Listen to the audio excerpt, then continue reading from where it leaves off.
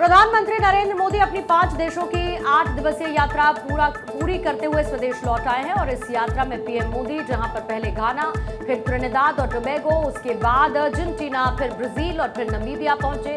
पिछले 1 दशक में पीएम मोदी की यह सबसे लंबी विदेश यात्रा थी। इस दौरे का उद्देश्य ग्लोबल साउथ के साथ भारत के संबंधों को मजबूत करना था। इस दौरे में प्रधानमंत्री मोदी ने घाना, त्रिनिदाद, टोबैगो और नामीबिया के संसद को भी संबोधित किया। इसको मिलाकर प्रधानमंत्री मोदी ने अपने आज तक के कार्यकाल में विदेशी संसदों में 17 भाषण दिए। त्रिनिदाद और टोबैगो में प्रधानमंत्री मोदी ने भारतीयों के आने के 180 वर्ष के पूरे होने के उपलक्ष्य में आयोजित एक समारोह के दौरान संसद को संबोधित किया। जबकि नामीबिया की संसद में प्रधानमंत्री मोदी ने दोनों देशों को एक साथ काम करने पर जोर दिया। Have a powerful story of cooperation, conservation, and compassion. When you help us in reintroducing cheetahs in our country, we are deeply grateful for your gift.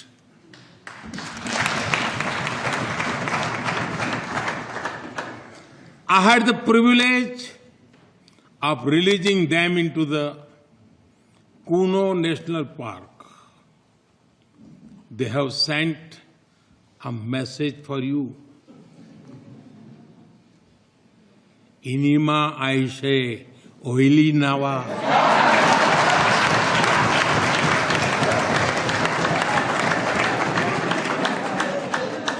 Everything is fine. They are happy and have adapted well in their new home. तो 5 देशों की इस पूरी यात्रा में प्रधानमंत्री मोदी को घाना में order of the star of घाना से सम्मानित किया गया। इसके साथ ही प्रधानमंत्री मोदी को अब तक 27 सर्वोच्च सम्मान मिले हैं। पीएम मोदी ने अपनी यात्रा का आगाज भी घाना से ही किया। पीएम मोदी की घाना की यात्रा इसलिए भी ऐतिहासिक और इम्पोर्टेंट क्योंकि 30 से ज्यादा सालों में किसी भारतीय प्रधानमंत्री की पहली घाना यात्रा है। अपने दौरे के आखिरी पड़ाव में पीएम मोदी नामीबिया पहुंचे। नामीबिया में जब पीएम मोदी को देश का सर्वोच्च नागरिक सम्मान मिला तो नामीबिया का संसद जो है वहां की वो मोदी मोदी के नारों से गूंज उठी। वहीं इस यात्रा में पीएम मोदी ब्रिक्स सम्मेलन में भी शामिल हुए ब्राजील में, जहां उन्होंने आतंकवाद के मुद्दे को मजबूती से उठाया था। उत्तर प्रदेश के मुख्यमंत्री योगी आदित्यनाथ ने समाजवादी पार्टी पर हमला बोला। आज गोरखनाथ मंदिर में रामकथा समापन समारोह में सीएम योगी ने कहा कि लोहिया ने रामायण मेले की शुरुआत कराई थी। वहीं लोहिया को मानने वालों ने राम भक्तों पर गोली चलवाई। सीएम योगी ने कहा जो राम का विरोधी है उसकी दुर्गति होगी। वहीं इसके पहले गुरु पूर्णिमा के पर्व पर मुख्यमंत्री योगी आदित्यनाथ ने महायोगी गोरखनाथ का विशिष्ट पूजन किया। सुबह 5 बजे शुरू हुए गुरु पूर्णिमा के विशेष अनुष्ठान की समाप्ति सामूहिक महाआरती के साथ हुई। वैदिक मंत्रोच्चार के बीच मुख्यमंत्री योगी आदित्यनाथ ने मंदिर परिसर में स्थित सभी देव विग्रहों और गुरुओं की प्रतिमा को नमन किया, पूजन किया और लोक मंगल की कामना की। मुख्यमंत्री योगी आदित्यनाथ ने गोरखपुर में जनता दर्शन का भी आयोजन किया। इस दौरान मुख्यमंत्री योगी ने लोगों से मुलाकात कर उनकी जो समस्याएं हैं वो सुनी और इसके साथ ही उन्होंने अधिकारियों को निर्देशित किया कि हर एक व्यक्ति की समस्या का निस्तारण उनकी सरकार की विशेष प्राथमिकता है। इसलिए पीड़ितों की समस्याओं को गंभीरता और संवेदनशीलता से लेते हुए उसको फौरन दूर करें। गुरु पूर्णिमा पर्व के बावजूद सीएम योगी ने समय निकालते हुए जनता दरबार में करीब 200 लोगों से मुलाकात की। सबको आश्वस्त किया किसी को भी घबराने की जरूरत नहीं है, सबकी समस्या का समाधान किया जाएगा। जनता दर्शन में कुछ महिलाएं जमीनी विवादों में प्रार्थना पत्र लेकर पहुंची थी। कुछ की शिकायत थी कि उनकी जमीनों पर कब्जा करने का प्रयास किया जा रहा है। सीएम योगी ने अधिकारियों को जल्द उनकी समस्याओं को दूर करने का आदेश दिया। और रामायण मेले का प्रचलन शुरू किया था डॉक्टर लोहिया ने। वे समाजवादी थे। आज के समाजवादी राम भक्तों पर गोली चलाते हैं, लेकिन लोहिया का नाम जपते हैं। मैंने इसीलिए कहा ना, जब व्यक्ति का आचार और विचार में समन्वय नहीं होता है तो उसकी दुर्गति होती है। और जो राम का विरोधी है उसकी तो दुर्गति हमेशा होनी ही होनी है। उसको सफलता नहीं मिल सकती है, उसको सदगति भी नहीं मिल सकती है। कभी नहीं मिल सकती। आप रामायण कालखंड से उठाकर देख लीजिए। उत्तर प्रदेश में छांगुर बाबा पर लगातार शिकंजा कसता जा रहा है। यूपी एटीएस ने छांगुर बाबा और नसरीन को अपनी कस्टडी में ले लिया। लखनऊ जेल से एटीएस ने दोनों को अपने कब्जे में लिया है। जमालुद्दीन और छांगुर बाबा की गतिविधियों के संबंध में मुकदमा एटीएस में पंजीकृत किया गया था। 5 जुलाई को छांगुर बाबा और जमालुद्दीन और उसके प्रमुख सहयोगी नीतू उर्फ नसरीन की गिरफ्तारी की गई थी। आज 7 दिवस का रिमांड यूपी एटीएस द्वारा इन्वेस्टिगेशन के दौरान इन दोनों मुख्य अभियुक्तों का लिया गया है। इस दौरान छांगुर बाबा को लेकर ADG law and order Amitabh Yash ने प्रेस कॉन्फ्रेंस की, जिसमें उन्होंने बताया कि गिरफ्तार लोगों के खिलाफ पुलिस के पास पर्याप्त सबूत है। वहीं अमिताभ यश ने यह भी बताया कि छांगुर बाबा का गैंग पिछले 15 सालों से सक्रिय था। वहीं उन्होंने इस बात को भी जाहिर किया है कि छांगुर बाबा की संपत्ति की भी जांच होगी। 15 वर्षों से यह गैंग वहां कार्य कर रहा था और इस दौरान इसने काफ़ी बड़ी संख्या में धर्मांतरण कराए हैं। में पुलिस के मुताबिक बलरामपुर में छांगुर बाबा बड़े लेवल पर धर्मांतरण करने की प्लानिंग में था। इसके लिए छांगुर बाबा बलरामपुर में ही बंगले से लगी जमीन पर डिग्री कॉलेज बनवा रहा था। जमीन कम न पड़े इसलिए 5 बीघा मजार की जमीन पर भी उसकी नजर थी। पुलिस के मुताबिक छांगुर बाबा बलरामपुर के बाद आजमगढ़ को अपना दूसरा मुख्यालय बना रहा था। जिला प्रशासन ने 8 और 9 अगस्त को 8 और 9 जून को बुलडोजर कार्रवाई कर उसकी आलीशान कोठी के अवैध हिस्से को जमींदोज कर दिया था। इनसे इस गैंग के सभी गतिविधियों, इनके मनी ट्रेल, इनके द्वारा अर्जित अवैध संपत्तियां इत्यादि की जानकारी की जाएगी। साथ ही संपूर्ण गैंग के नेटवर्क की जानकारी भी प्राप्त की जाएगी। इसके अलावा इस गैंग ने जहां जहां अवैध संपत्ति अर्जित की है, अवैध धन का इस्तेमाल करके, उन सभी की भी जानकारी की जाएगी तथा अवैध संपत्तियों को जब्तीकरण की कार्रवाई तथा उन्हें डिमोलिश करने की कार्रवाई भी की जाएगी। बिहार विधानसभा चुनाव से पहले वोटर लिस्ट के विशेष गहन पुनरीक्षण यानी एसआईआर के मामले में चुनाव आयोग को सुप्रीम कोर्ट से बड़ी राहत मिली। एसआईआर को लेकर आज सुप्रीम कोर्ट में सुनवाई हुई और इस दौरान याचिकाकर्ताओं और चुनाव आयोग का पक्ष सुनने के बाद कोर्ट ने फिलहाल एसआईआर पर रोक लगाने से इनकार कर दिया है। सुप्रीम कोर्ट ने इस बात को कहा कि चुनाव आयोग जो कर रहा है वो उसका संवैधानिक अधिकार है। सवाल यह है कि क्या वोटर लिस्ट के रिवीजन की कोई समय सीमा कानून में तय की गई है। हालांकि कोर्ट ने इस बीच इस बात को भी जाहिर किया है कि आधार कार्ड, वोटर कार्ड और राशन कार्ड को पहचान में शामिल किया जाना चाहिए। सुप्रीम कोर्ट अब इस पूरे मामले पर 28 जुलाई को सुनवाई करेगा। याचिकाकर्ताओं की ओर से पैरवी कर रहे वरिष्ठ अधिवक्ता कपिल सिब्बल ने कहा कि बूथ लेवल ऑफिसर बीएलओ को ये पावर दिया गया कि वो तय करे कि कोई भारत का नागरिक है या नहीं। केंद्र सरकार तय करेगी कि कोई व्यक्ति भारत का नागरिक है या नहीं। चुनाव आयोग ये तय नहीं कर सकता। माननीय न्यायालय के जो भी निर्णय होता है हम स्वागत करेंगे, विश्वास रखते हैं। लेकिन एक चीज मैं बता दूं कि एसआईआर किसी जाति, पार्टी या व्यक्ति का या किसी धर्म का चिन्हित करके किया जा रहा है क्या? ये चुनाव आयोग एक तरफ कहते हैं संविधान में विश्वास है, दूसरे तरफ संवैधानिक संस्था का अपमान करते हैं। और अगर जो 100% मतदान हो, मतदाताओं की जागरूकता उत्पन्न हो, सबको वोटिंग में अधिकार मिले, कोई छूटे नहीं, ये जागरूकता में इनको आपत्ति क्यों है? संवैधानिक संस्था का अपमान क्यों करते हैं?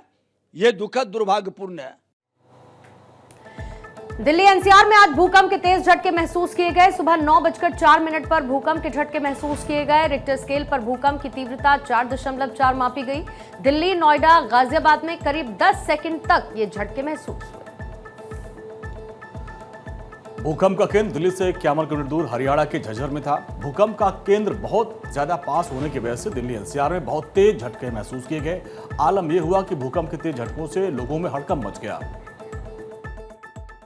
अचानक रूम में बैठा हुआ था, फ़ोन चला रहा था और अचानक फ़ोन मेरा हिलने लगा और मैं भी हिलने लगा। अचानक मेरा पैर भी हिलने लगा तो मेरे को लगा कि भूकंप आया है। फिर मैंने बाहर निकल कर देखा और लोगों से पूछा तो लोगों ने बताया हाँ भाई सही भूकंप आया हुआ है। बैठे हमारे को झटका महसूस है, उन्होंने कहा गाड़ी लाया किसी ने तो देखा तो मैं कोई नहीं गाड़ी में, तो देखा भी गाड़ी हिल रही है।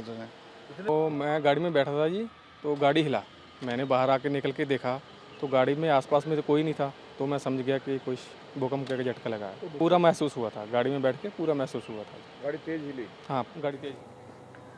वहीं भूकंप के झटके के बाद दिल्ली एनसीआर में मेट्रो को भी कुछ देर रोका गया। हालांकि कहीं भी भूकंप को लेकर के नुकसान की खबर नहीं है। हालांकि भूकंप के झटकों की वजह से लोगों में दहशत जरूर देखी गई। दिल्ली आपदा प्रबंधन प्राधिकरण के मुताबिक दिल्ली भूकंपीय क्षेत्र 4 यानी कि सेस्मिक जोन 4 में है, जहां भूकंप का खतरा ज्यादा रहता है। सुबह सुबह इस भूकंप ने लोगों को डराया भी। वहीं झटकों को महसूस करते ही लोग अपने घरों और दफ्तरों से बाहर की तरफ आ गए। दिल्ली से वेस्ट में पश्चिमी दिशा में करीब दिल्ली के बॉर्डर से 18 से 20 किलोमीटर झज्जर में था। जो इलाका है झज्जर, रोहतक, जींद, ये दिल्ली का लोकल सिस्मिसिटी का एक वेल नोन टेक्टोनिक फीचर है। दिल्ली वैसे भी सेस्मिक जोन 4 में है, तो दिल्ली वैसे भी सेस्मिकली एक्टिव रीजन है और यहाँ पर हमेशा छोटे अर्थक्वेक आते रहते हैं। दिल्ली के आसपास अभी 1-1.5 महीने पहले ही धौला कुआं के आसपास एक 4 अर्थक्वेक आया था। तो दिल्ली में अर्थक्वेक आते रहते हैं, ये एक नॉर्मल सी बात है। 4 से नीचे के ही होते हैं ज़्यादातर, और स्मॉलर मैग्नीट्यूड के अर्थक्वेक भी आते हैं जो कि फेल्ट नहीं होते। मुंबई में मुख्यमंत्री देवेंद्र फडणवीस ने एक नए ब्रिज का उद्घाटन किया। इस ब्रिज को सिंदूर नाम दिया गया। इस ब्रिज को 154 साल पुराने कनाक ब्रिज की जगह बनाया गया, जिसे नवंबर 2022 में असुरक्षित पाए जाने के बाद गिरा दिया गया था। ब्रिटिश काल के 154 साल पुराने कनाक ब्रिज का नाम बदलकर अब सिंदूर रखा गया है, और जिसका उद्घाटन महाराष्ट्र के मुख्यमंत्री देवेंद्र फडणवीस ने किया है। यह तस्वीरें हैं जब इस ब्रिज का उद्घाटन कर दिया गया है। दरअसल यह 154 साल पुराने ब्रिज को डेमोलिश करने का काम 2022 में किया गया था। उसके बाद से लगातार इस पर युद्ध स्तर पर काम चल रहा था। जानकारी यह सामने आई थी कि जून 2025 तक इसे लोगों के लिए खोल दिया जाएगा, लेकिन चूंकि 1 महीना विलंब हुआ, लेकिन मुंबई महानगर पालिका के प्रयत्न से अब इसे पूरी तरह से लोगों के लिए खोल दिया गया है। इस ब्रिज का एक इतिहास है, एक महाराष्ट्र की धरोहर के तौर पर देखा जा रहा है, क्योंकि ऑपरेशन सिंदूर के सफल ऑपरेशन के बाद पहली बार महाराष्ट्र में किसी ब्रिज का नाम सिंदूर ब्रिज रखा गया है। और इसके पीछे की जो कहानी है वह भी देवेंद्र फडणवीस ने बताया कि कैसे बताया जा रहा है कि इस ब्रिज से दक्षिण मुंबई और पूर्व पश्चिम ट्रैफिक फ्लो में काफी सुधार होने की उम्मीद है। मुंबई का ये नया ब्रिज न केवल यातायात का मार्ग है, बल्कि देशभक्ति और साहस की मिसाल भी है, जिसे ऑपरेशन सिंदूर से सम्मानित नाम से नवाजा गया है। ये ब्रिज मुंबई के ऐतिहासिक धरोहर में से एक नया अध्याय जोड़ने वाला है। ब्रिज के उद्घाटन के बाद सीएम फडणवीस ने ऑपरेशन सिंदूर का जिक्र करते हुए कहा है कि ऑपरेशन सिंदूर हर भारतीय के दिल में बसता है। उन्होंने कहा कि इसलिए इस ब्रिज का नाम बदल करके सिंदूर ब्रिज करने का सरकार ने फैसला किया। सीएम फडणवीस ने इस दौरान बीएमसी को धन्यवाद भी दिया है। मुख्यमंत्री ने कहा कि रिकॉर्ड समय में इस ब्रिज का निर्माण हुआ, जिसमें बीएमसी का बड़ा योगदान है। हम सभी जानते हैं कि बहुत ही पुराना कर्नाक ब्रिज यहाँ हुआ करता था, जिसको एक प्रकार से क्षतिग्रस्त वो था, इसलिए उसको गिराकर ये नया ब्रिज बनाया गया है। कर्नाक ब्रिज का नाम सिंदूर ब्रिज इसलिए किया गया है कि कर्नाक ये ब्रिटिश गवर्नर थे, उन्होंने हिंदुस्तानियों पर बहुत अत्याचार किया। विशेष रूप से सातारा के प्रताप सिंह राजे छत्रपति या नागपुर के मुधोजी राजे, इनको अलग अलग प्रकार से षड्यंत्र में फांसने का प्रयास उन्होंने किया। कई लोगों को जान से मारने का काम उन्होंने किया। इसलिए ऐसे अत्याचारी गवर्नर का नाम बदलकर हमने ये तय किया कि इस नए ब्रिज को सिंदूर का नाम दिया जाएगा। बिहार के पूर्व मुख्यमंत्री जीतन राम मांझी की बेटी समाज सेवी पुष्पा मांझी महिला सशक्तिकरण के लिए लगातार काम कर रही हैं। उन्होंने बिहार को लेकर कहा कि जाति में उलझे बिहार को उससे बाहर निकलने की जरूरत है। महिलाएं अगर पढ़ेंगी तभी देश और बिहार बदलेगा। समाज के हर तबके को जोड़ने की कवायद लगातार चल रही है। पुष्पा मांझी का कहना है कि वो बिहार को पिछड़े राज्य की पहचान से बाहर निकालकर विकसित बिहार का लक्ष्य लेकर लगातार काम कर रही है। हमारे साथ एक ऐसी शख्सियत हैं जिन्होंने समाज सेवा के क्षेत्र में बेहतर काम किया है और शिक्षा और स्वास्थ्य से संबंधित, खास करके सफाई से संबंधित उनके कार्य उल्लेखनीय रहे हैं। हालांकि उनकी पहचान जीतन राम मांझी के पुत्री के रूप में भी है, लेकिन समाज सेवा उनका पसंदीदा सब्जेक्ट रहा है। हमारे साथ बात करने के लिए मौजूद हैं पुष्पा मांझी। पुष्पा में बहुत बहुत स्वागत है भारत 24 में।